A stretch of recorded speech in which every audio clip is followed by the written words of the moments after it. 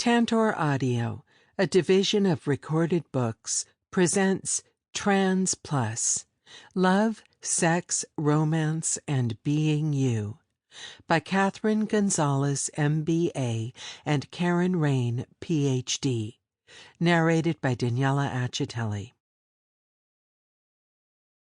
Dear listener, no matter where you live, it is important to know this. Transgender and gender non-binary people have often held a revered place in their societies. We have been healers, shamans, revered rulers.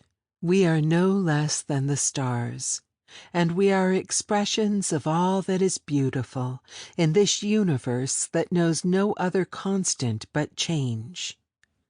So go forward in this book, in your life, in your world, knowing that you are perfect, whole, and complete. Operate from a place where you know your own power, your own marvelousness. Know that your ancestors were no less than gods. Welcome to Trans Plus. The content in this book is honest, all-inclusive, uncensored, real-world information for teens who are transgender, non-binary, gender-nonconforming, gender-fluid, or questioning their gender identity. Trans Plus answers real questions about gender for real teens and covers mental health, physical health, and reproduction, transitioning, relationships, sex, and life as a transgender or non-binary individual. It's full of essential information you'll need to know and includes real-life stories from transgender and non-binary teens. Words. The language around gender is so important. There are a lot of words, from anatomy to psychology to culturally evolving words. If you don't know the definition of a word, don't let this intimidate you. Many of the chapters start with defining words that are important to that particular topic. And if you come across a word you don't know that isn't defined in the book, just do a quick internet search for it. The language around gender, particularly as it applies to identity, is changing quickly. If there are words about identity that feel outdated, replace them with words that resonate for you. Parents. When we talk about parents, we are referring to the people who raised you, whoever that means to you. Sometimes parents are biological, and sometimes they're not. The parent-teen relationship is much more important than any kind of biological connection. So, if you have a different word or name that you use for your parents, we hope you'll think about them whenever we say parents. Author's Notes. We included brief notes with our thoughts and feelings and personal connections to the chapter. We intend to use this opportunity to connect with you on another level and share our experiences as they relate to the chapter. We hope you enjoy our thoughts, musings, and occasional rants. Additional resources. At the end of each chapter are additional resources. These point to books, websites, blog posts, and more. Because the range of topics in this book is so large, some of the topics had so many additional resources that it was hard to narrow them down to just a few, while for other topics it was hard to find even one or two resources to recommend. But know that what we did include in these sections are some of the best resources available as of the writing of this book. The diary entries. Each chapter includes diary entries written by trans and non-binary youth and young adults. These diary entries are to show you how different youth relate to and live with the different topics every day. These are real people writing about their real experiences. Some of them are writing under their own name, some under a pen name. These diary entries are one of the most profound and important parts of the book. We hope they move you as they moved us. There is something magical and transformative that happens in that first deep understanding that you are not alone in the world, that there are other people out there like you who are real. Here are introductions to each of the authors in their own words. Ty. I'm a trans-masculine, non-binary person who has recently begun the process of social transition, publicly transitioning to male, and the time I spent questioning is crucial to my identity. In the past year, I've gone from identifying as a straight girl to an androsexual non-binary individual to a pansexual demi-boy.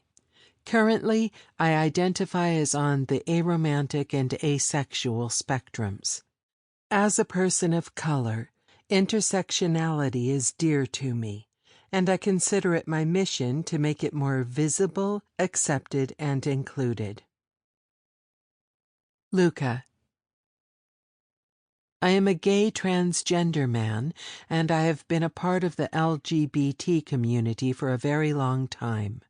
My journey has been a long and tiring one, and it will continue to be so for a long time, but it has shaped me into the person I am today. My own identification journey, as well as my interactions with other LGBT and non-LGBT people, have shaped my perspective in a way that I do not often see presented among the community. I have identified on all sides of the gender and sexuality spectrum before understanding myself to be a gay man, and that, too, has shaped how I see things.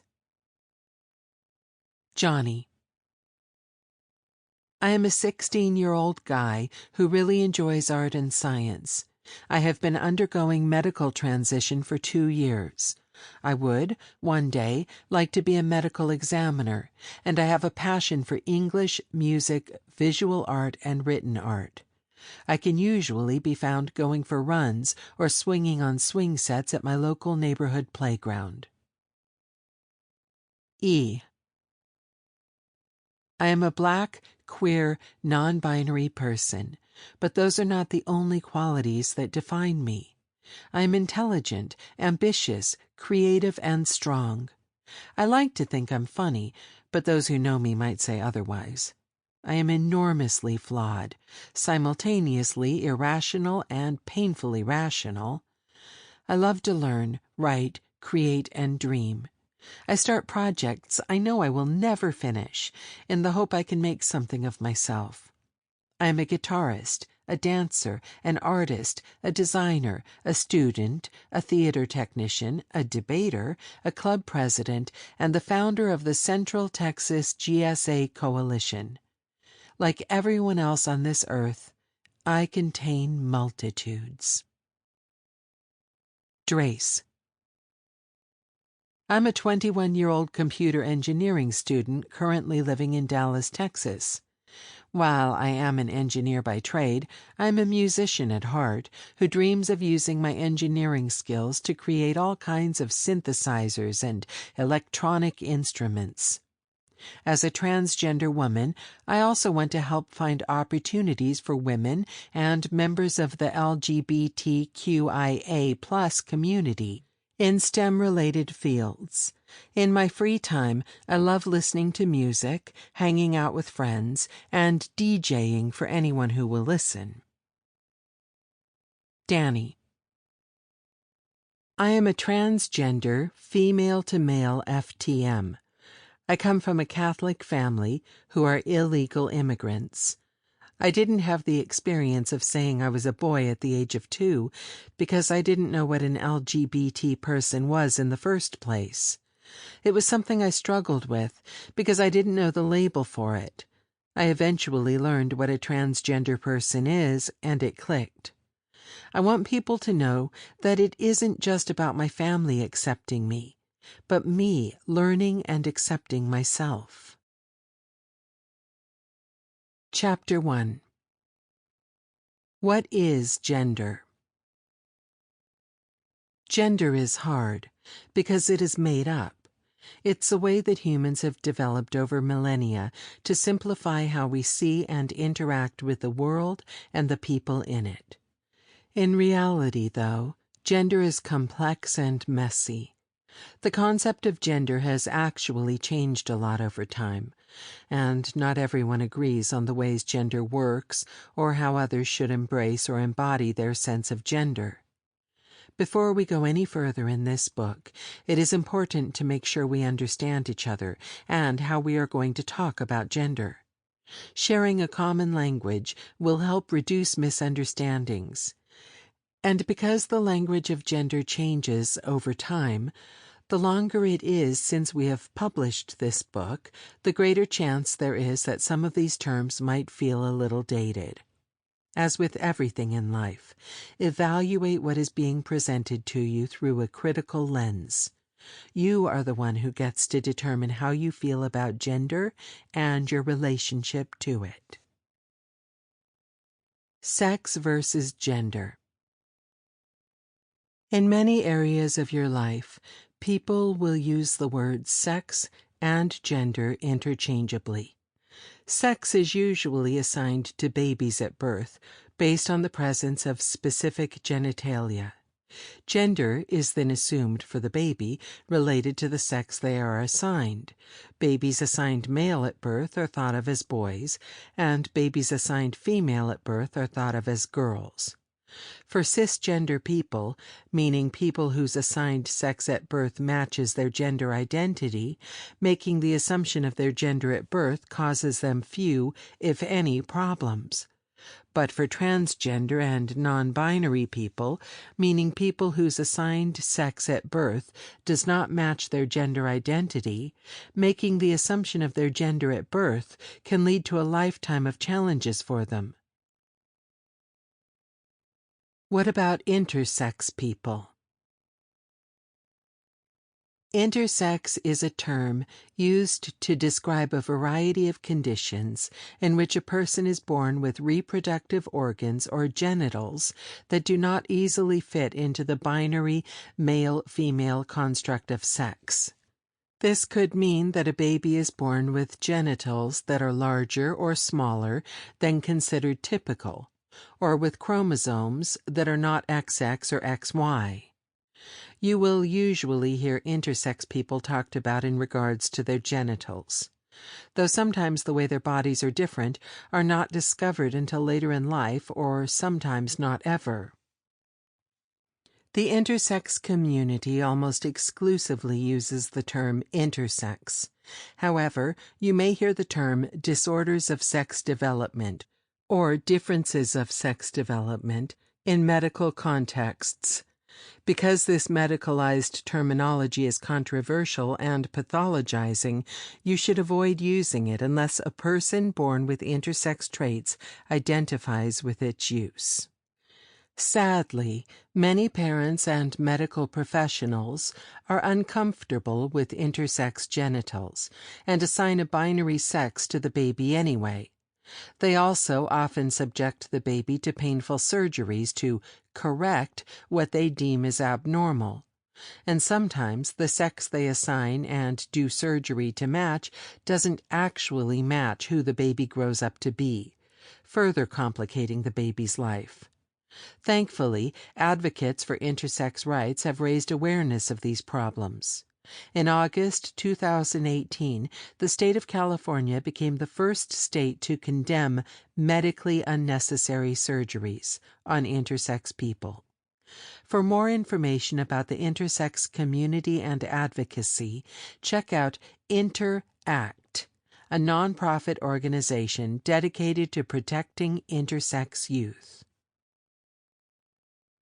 So, what is gender? Gender is a social construct that assigns people roles, tasks, responsibilities, and expected ways of being in the world based largely on the sex they were assigned at birth. Human beings are creatures that categorize and classify the world around them. So we boiled down gender to describe whether a person has a penis or doesn't have a penis. a simplified and terribly inaccurate binary classification system. This is what is meant when you hear the term gender binary, that there are only two choices and nothing in between, boy and girl, man and woman, masculine and feminine. And this binary has been, and still is, tightly controlled. Boys can't wear pink, or girls can't play football.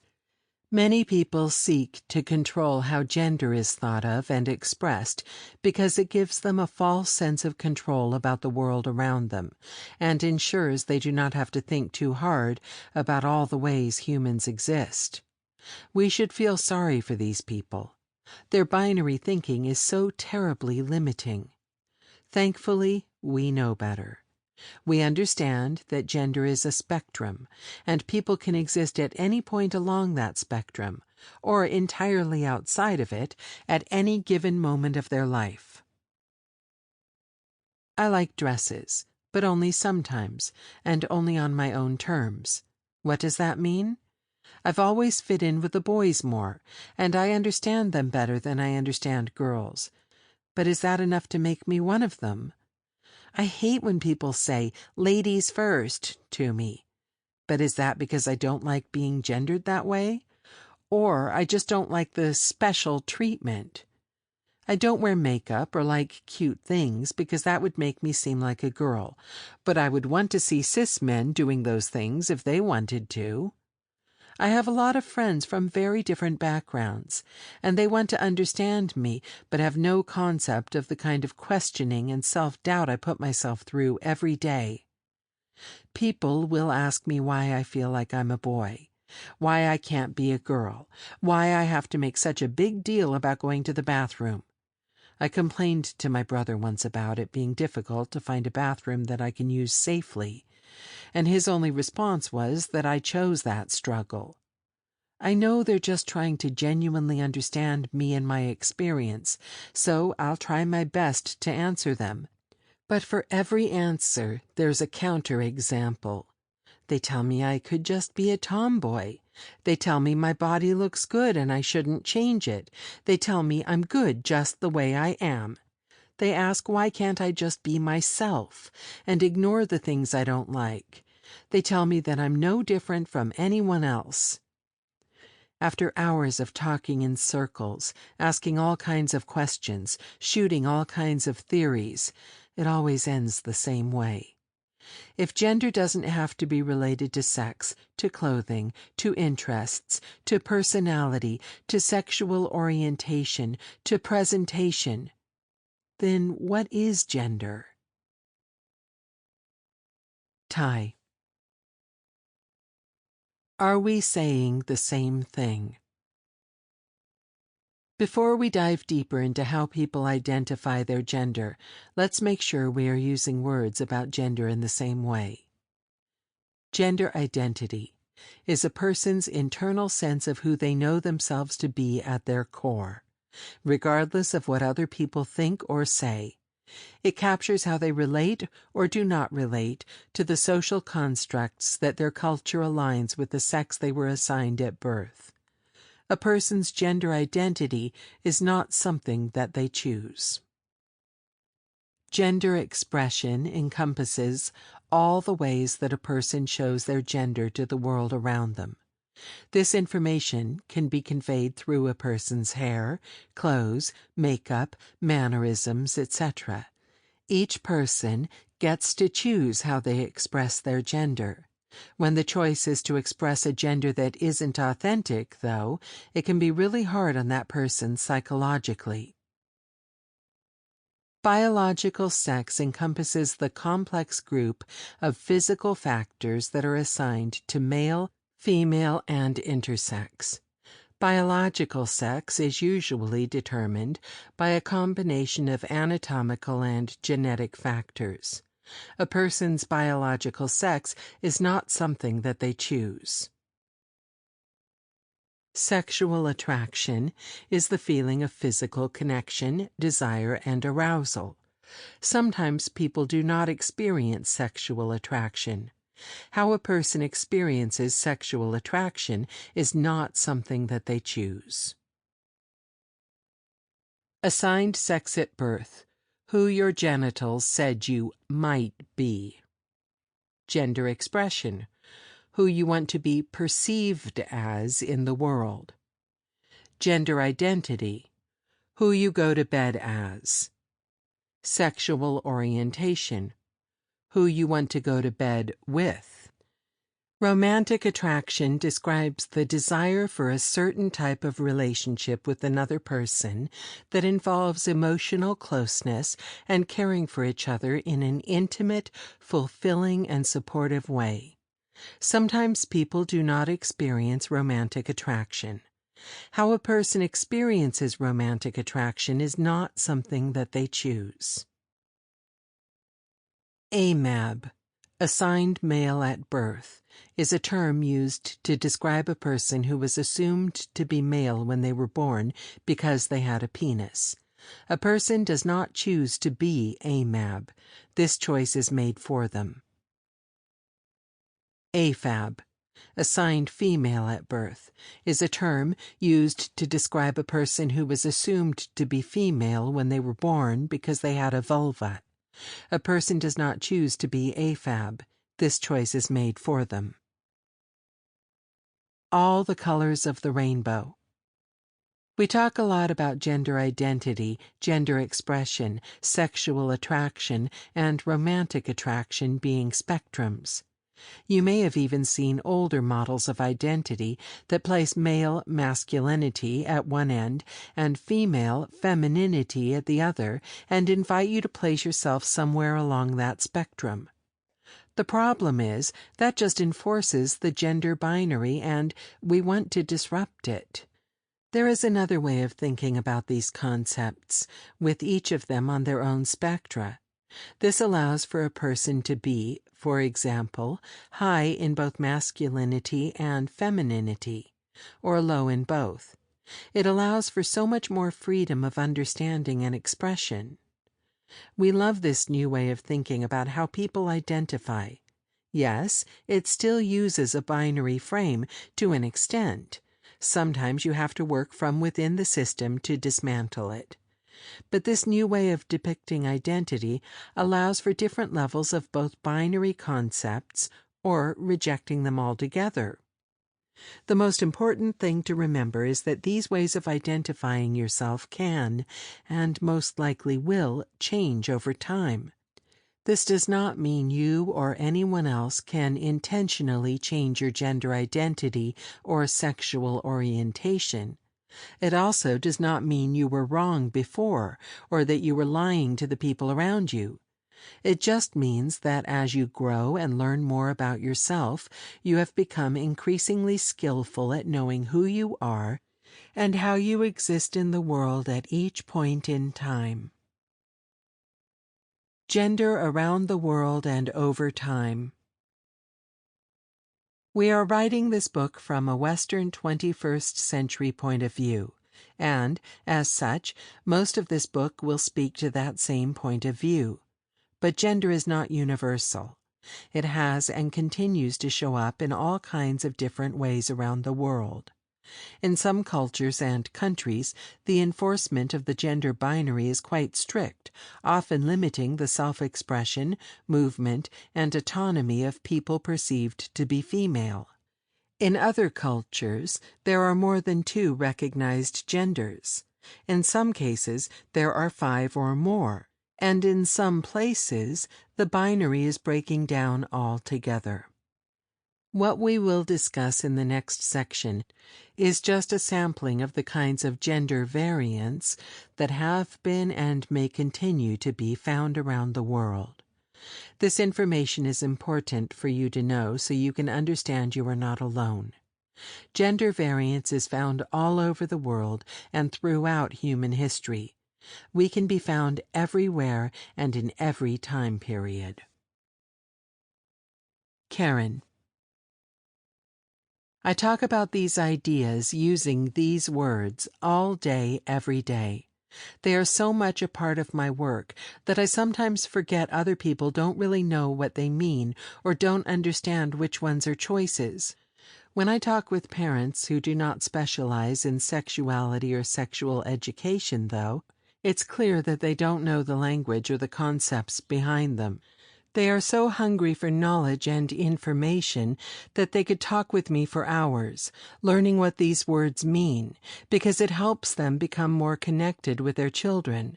I hope that knowing there are lots of people like me out there in the world, educating the adults in your world, helps you to feel seen, acknowledged, and loved for who you are. The Western Third Gender. Third gender is used by Western anthropologists as an umbrella term to describe all kinds of gender-variant identities. This term is super muddy, though. Some anthropologists use it for every kind of gender identity that isn't cisgender. Others use it only to describe people who might be considered transgender women. And others use it not to describe gender variance as we've been talking about it. They use it to describe cisgender LGB people. We know. We already defined the differences between gender identity and sexual orientation a few sections back. But in fairness, we don't think any of these anthropologists have read our book. Gender is a very complex phenomenon. No, I personally don't believe gender is necessarily a social construct, but it's definitely psychological. There are many different ways people determine gender, and it's often predetermined or assigned at birth. However, gender isn't synonymous with sex. I don't feel that gender is a social construct like some people say. Gender is defined on dictionary.com as either the male or female division of a species, especially as differentiated by social and cultural roles and behavior. What does that mean to me? Why did I choose to tell you the definition? Gender isn't a matter of choice. Gender is psychologically coded into your brain. Though gender is coded into our brains, it might not always match what our body's biological sex may be. An example of gender could also be when someone says, "Are you a boy or a girl?" and you feel a strong need to answer boy when your doctor assigned you girl at birth or vice versa. I often wonder, why am I trans? When exactly did I realize I was different? And other complicated gender questions. I then find myself researching and reading different biological theories and psychological studies about what could influence my gender. Like if I was overexposed to a certain hormone, or if it was just a freak accident. I've read many studies, and one even did experiments on rats in utero to see if what hormones they were introduced to affected how and what they grew up to be. There are also studies about chromosomes and genes, and how we could be born with a mismatched set of them or with a few extras that make only a small difference. No matter if it's a social construct, psychological, hormonal, or predetermined at birth, gender is a really hard and difficult thing to understand and recognize about yourself. Johnny. Africa. Ashtime is a term used by the Malay people in Ethiopia to describe Amab eunuchs, an Amab person who has had their testicles removed, who live as women. Mino was a term used in Benin, Kingdom of Dahomey, 1600 to 1904 A.D., to describe AFAB warriors who were perceived to be more masculine than other AFAB people. Sekhet was a term used in ancient Egypt, Middle Kingdom, 2000 to 1800 BCE, to describe one of the three genders, men, Sekhet, and women, in that order, probably to indicate that Saket was in between the two binary genders. This term is usually translated as eunuch, but it could have also been used to describe cisgender gay men. Sakrata is a term used by the Sakalava people in Madagascar. Sample complete. Ready to continue?